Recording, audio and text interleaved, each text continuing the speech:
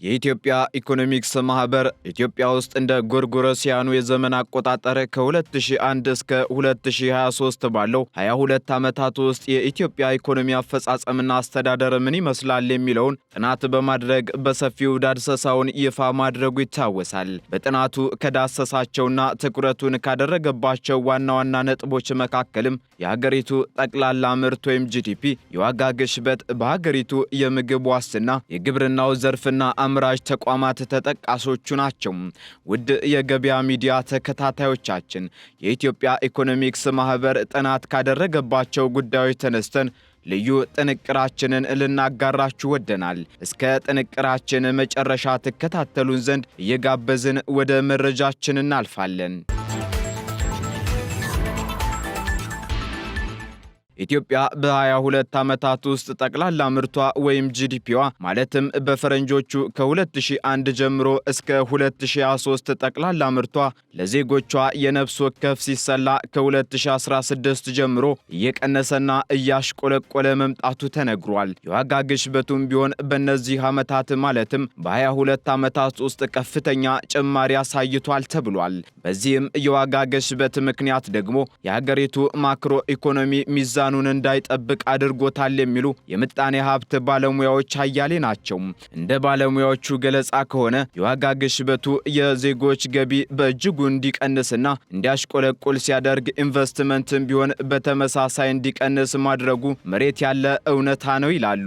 በዚህም ሳቢያ ታዲያ በ22ቱ ዓመታት ውስጥ በመንግስት በኩል ድህነትን ለመቀነስ የወጡ ፖሊሲዎች ወይንም ሎ ፖቨርቲ ኢላስቲሲቲ ቱ ግሮዝ ቢኖሩም ግን ውጤታቸው ድህነትን ያልቀነሱ መሆናቸው ይነሳል። የወጡት ፖሊሲዎች ድሃን ከድህነት ማውጣት አለመቻላቸውና ውጤታቸውም ደግሞ ከዜሮ ያነሰ መሆኑን ባለሙያዎቹ ያስረዳሉ።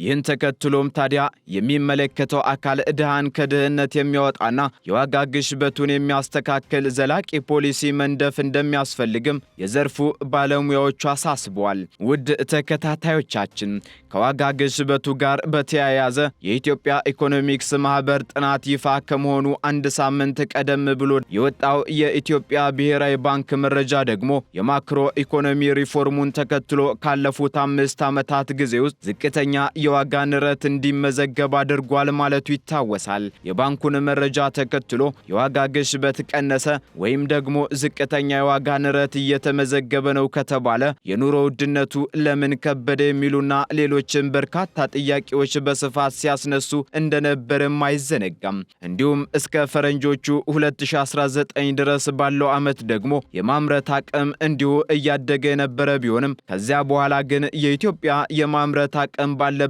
የሄደ መሆኑን የኢትዮጵያ ኢኮኖሚክስ ማህበር ባደረገው ጥናት አሳይቷል። ኢትዮጵያ ውስጥ የግብርና ምርት ለሀገራዊ ምርት የሚያበረክተው አስተዋጽኦ መቀነሱም የሚነሳ ሲሆን የሚሆነው ደግሞ የሰርቪስ ዘርፉ እድገት እየጨመረ በመምጣቱ ነውም ተብሏል። እንዲሁም በሀገሪቱ ግጭት ከጊዜ ወደ ጊዜ እየጨመረ በመሆኑ ደግሞ የምርት መቀነስ፣ የሥራ አጥነት መጨመርና በባለሀብቶች ላይ የደህንነት ስጋት ማስከተሉም ተመላክቷል። ኢኮኖሚውም እንዲሁ በውጭ ቀጥተኛ ኢንቨስትመንት መቀዛቀዝ ምክንያት ዘገምተኛ የሆነ እድገት ማሳየቱ በጥናቱ ተካቷል። ችግሩን ለመፍታት ታዲያ ከባለድርሻ አካላት በኩል ዘላቂነት ያለው የልማት ፖሊሲ ተነድፎ መንቀሳቀስ እንደሚያስፈልግ መንግስት ግልጸኝነትና ተጠያቂነትን በማረጋገጥ አስተዳደራዊ መዋቅሩን እንዲያጠናክር፣ ከዚህ በተጨማሪ ደግሞ የሀገሪቱን ሰላምና ጸጥታ ማረጋገጥና ምርትና ምርታማነት ማሳደግ ላይ በትኩረት እንዲሰራም በጥናቱ ምክረ ሐሳብ ቀርቧል። በኢትዮጵያ የአገልግሎት ዘርፍ እድገት እየጨመረ በመሆኑ ግብርና ለሀገራዊ ጠቅላላ ምርት የሚያበረክተው አስተዋጽኦ በተለይም እንደ አውሮፓውያኑ አቆጣጠር በ2004 እና 2005 1/3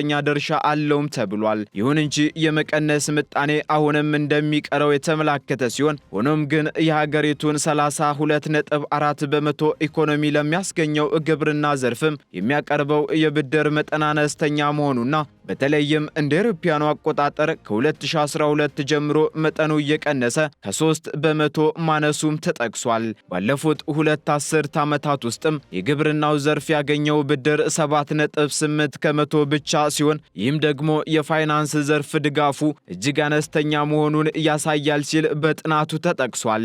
ሌላኛው የማህበሩ ጥናት ትኩረቱን ያደረገው በሀገሪቱ የምግብ ዋስትና አለመረጋገጥ ችግር ላይ ሲሆን ከ2020 እስከ 2022 ድረስ ባለው መረጃ መሰረትም ከ21 ከመቶ በላይ ኢትዮጵያውያን የምግብ ዋስትና ችግር ጥያቄ አለባቸውም ብሏል። በተለይም በገጠራማ የሀገሪቱ አካባቢ የሚኖሩ ዜጎች የችግሩ ገፈት ቀማሽ መሆናቸውም በተደጋጋሚ የሚነሳ ጉዳይ ነው። በተጨማሪም አምራች ተቋማት ወይም ኢንዱስትሪው ለሀገራዊ እድገትና ለስራ ፈጠራ ያለው አበርክቶ እንደ ዓለማችን ትልቅ ቢሆንም ኢትዮጵያ ውስጥ ግን ገና ያላደገና ያልተሰራበት መሆኑም ይነገራል። በዚህም በ2023 ኢትዮጵያ ውስጥ ዘርፉ ለጠቅላላ ምርት ያበረከተው አስተዋጽኦ 4.48% ብቻ መሆኑን መረጃዎች ምስክር ናቸው። ይህም ደግሞ ከዓለም አቀፉ መመዘኛ ጋር ሲታይ እጅግ ዝቅተኛና በስራ ፈጠራው ዘርፍም እንዲሁ ሲታይ የአምራች ተቋማት አስተዋጽኦ ዝቅተኛ ነው ተብሏል። በ2023 ባለው መረጃ መሰረት ደግሞ ኢንዱስትሪው የፈጠራው የሥራ ዕድል ከአጠቃላይ ጋር ሲወዳደር እንዲሁ 6.47 በመቶ ብቻ ሲሆን አዳዲስ ሥራ ፈጠራ ላይ ድክመት እንደሚታይበትም ያመላክታል። እንዲሁም የጥሬ ዕቃ እጥረት፣ የኤሌክትሪክ ኃይል አቅርቦትና ውሃ በሚፈለገው ልክ አለመቅረብ ደግሞ አምራች ተቋማት እየገጠማቸው ካሉት ፈተናዎች መካከል ይገኙበታል። በተጨማሪም በኢትዮጵያ ያለው የፋይናንስ ሴክተር አሁንም ያላደገና የሀገሪቱን ኢኮኖሚ ደግፎ በማሻገር እንዲሁም የግሉን ዘርፍ በመደገፍ ደረጃ ያለው አቅምም ያነሰ ነው ይላል የኢትዮጵያ ኢኮኖሚክስ ማህበር ይፋ ያደረገው ጥናቱ።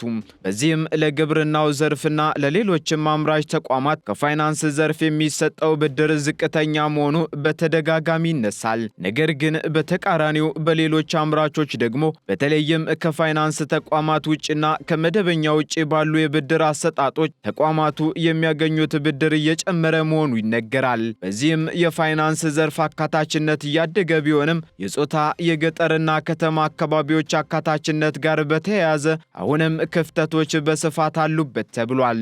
በሌላ በኩል ኢትዮጵያ ከፍተኛ የብድር ጫና ያለባት እንዲሁም ከወጪ ንግድ የምታስገባውና ከቀረጥ የምትሰበስበው ገቢም ያነሰ መሆኑን የማህበሩ ጥናት ይፋ አድርጓል። በዚህም እያንዳንዱ ኢትዮጵያዊ $575 የውጭ ዕዳ እንዳለበት የተነገረ ሲሆን የኢትዮጵያ አጠቃላይ ዕዳ ደግሞ 9.6 ትሪሊዮን ብር ደርሷል መባሉ የሚዘነጋ አይደለም። ከዚህ ውስጥ የእያንዳንዱ ኢትዮጵያዊ የውጭ ዕዳ መጠን $575.6 ወይንም ከ70 ሺህ ብር በላይ መሆኑን የኢትዮጵያ ኢኮኖሚክስ አሶሲዬሽን ባወጣው ሪፖርት ይፋ አድርጓል። ይህ የሚያሳየው ደግሞ ኢትዮጵያ እስከ 2023 ድረስ የደረሰችበት አጠቃላይ የውጭ ብድር $62.5 ቢሊዮን መሆኑን ነው ተብሎ ቢዘገብም የገንዘብ ሚኒስቴር ግን ዘገባው እውነታን ያልጠበቀና ያልተጣራ ዘገባ ነው በማለት መግለጫ ማውጣቱ ይታወሳል።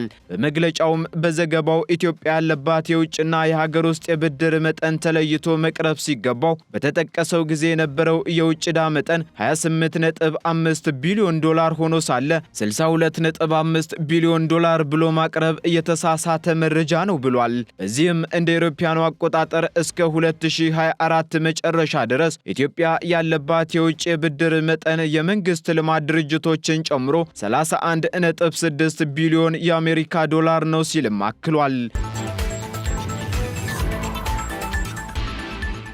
በመጨረሻም የሀገሪቱን የውጭ ብድር በተመለከተ አውዳዊ ማብራሪያ ለመስጠት ያህል የኢትዮጵያ የውጭ ብድር ሙሉ ለሙሉ በሚባል ደረጃ የተጠራቀመ ውርስ ዕዳ ሲሆን የዕዳ ጫና በዚህ ምክንያት የተባባሰ መሆኑ ይታወቃል ሲል በመግለጫውም ጠቅሷል። ኢትዮጵያ የድህነት ምጣኔው በ2018-19 ከነበረበት 30% ወደ 26% ዝቅ ቢልም ከ2015-16 ከነበረበት ደግሞ 24 በመቶ ጋር ሲነጻጸር ከፍ ማለቱን ያሳያል ሲል ጥናቱ አረጋግጧል። ይህም ደግሞ ከ2 ዓመት በፊት የኢትዮጵያ የድህነት ምጣኔ 26 በመቶ እንደደረሰ ያሳያልም ብሏል። በጥናቱ ወቅትም በድህነት ላይ የሚኖሩ ቤተሰቦች ፍጆታቸው ገቢያቸው በመቀነሱ ከፍተኛ ቅናሽ ማሳየቱንም ለመታዘብ ተችሏል። በሌላ በኩል ኢትዮጵያ ውስጥ ያለው ጦርነት ምርቶች እንዲቀንሱ፣ የዋጋ ግሽበት እንዲጨምርና ድህነት በሀገሪቱ ከፍ እንዲል ማድረጉ እንደ ምክንያት የተቀመጠ ሲሆን የዋጋ ግሽበቱና የማክሮ ኢኮኖሚው አለመረጋጋቱ ደግሞ በሀገሪቱ ከድህነት በታች የሚኖሩ ሰዎች ቁጥር እንዲጨምር አድርጎታልም ተብሏል። በተጨማሪም ከ2020 ጀምሮ የሰዎች መተማመን በመቀነሱ የነገሮች ተገማች አለመሆን መጨመሩ እንዲሁም አስተዳደራዊ መዳከምም ሀገሪቱ ውስጥ እንዲሰራፋ አድርጓል ሲል ማህበሩ ይፋ ባደረገው ጥናቱ አመላክቷል። አለፍ ሲልም የእርስ በርስ ጦርነቱ ኢኮኖሚው እንዲቀዛቀዝ፣ የውጭ ባለሀብቶች ወደ ኢንቨስትመንት መሳብ እንዲዳከም ማድረጉን የሚያነሳው ጥናቱ ከ2001 ጀምሮ እስከ 2023 ባለው የኢትዮጵያ ኢኮኖሚን በተመለከተ ተቋሙ ያደረገውን ጥናትም ይፋ አድርጓል። ማህበሩ በአይነቱ ለየት ያለ በ400 ገጽ የተቀነበበ የጥናት ጽሑፍ ከሳምንት በፊት ማስመረቁም ይታወሳል።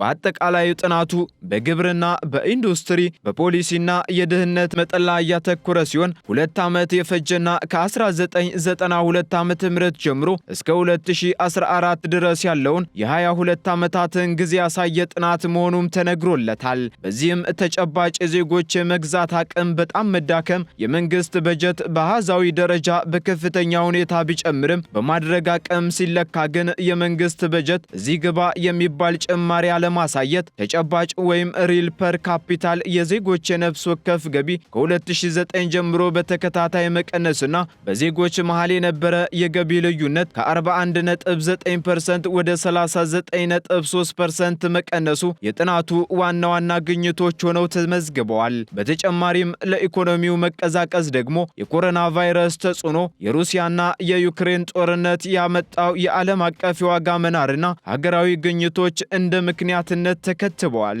ውድ ተከታታዮቻችን ለዛሬው ያጠናቀርንላችሁ ጥንቅራችን እዚሁ ላይ እንቋጫለን። በሌላ መረጃ እስከምንገናኝ ሰናይ ጊዜን ተመኘን።